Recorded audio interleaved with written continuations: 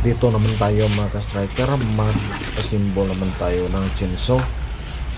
Yan, may in-order ako ng chainsaw dito kasi pang putol ko ng kahoy para hindi na mahirap mag-meet taga-taga ng itak. So ito na siya para mas mabilisan. Ito, chinecheck ko yung mga parts na kung kompleto ba. Tapos nito, assemble ko siya. So kompleto naman. So ito na siya. Ayan. Brand niya STHIL Steel. Ayan yung kagitan ng kanyang blade. So tapos ko na siya ma-assemble mga striker. Masubukan ko na rin. Maraming salamat.